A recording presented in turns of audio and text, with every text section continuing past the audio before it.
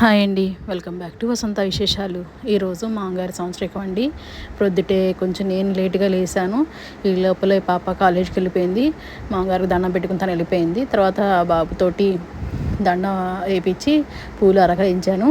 Fruits, sweets కొంత variety చేశాను ఇంట్లో. ఇంకా మటన్ కూడా తెప్పించేశాను. మటన్ కర్రీ వండుదాం, white rice, mutton curry, rasam పెడదాం అనుకున్నానండి. నేను మా బాబాయ్ తింటాము. పాప ఇవాళ మంగళవారం ఉపవాసం, తను తినదు.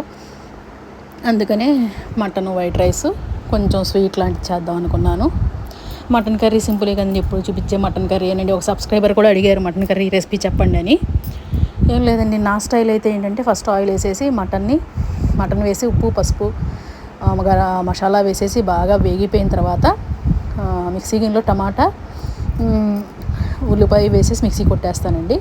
అది కూడా వేసేసి ఒకసారి కలిపిన తర్వాత కారం వేసేసి ఇంకా వాటర్ పోయకుండా విజిల్స్ రానిస్తానండి. వాటర్ పోస్తే మటన్ కర్రీ టేస్టీగా ఉండదేమని నాకు అభిప్రాయం అనమాట.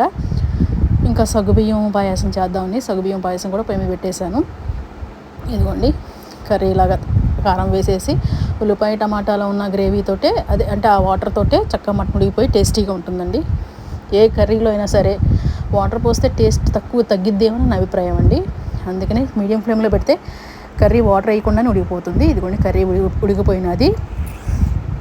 ముందుగా ఇంకా మాంగారు పెట్టుకుందాం అనుకున్నాను. సగ్గుబియ్యం పాయసము, వైట్ రైసు, టమాటా రసం ఇవన్నీ చేశాను. ఇంకా ఫస్ట్ మాంగారికి తీసి బాబుతో పెట్టిద్దాం అనుకున్నాను అనమాట. ఇవన్నీ గిన్నెలో సపరేట్గా చేసేసి మాంగారి రెడీ చేసేసానండి.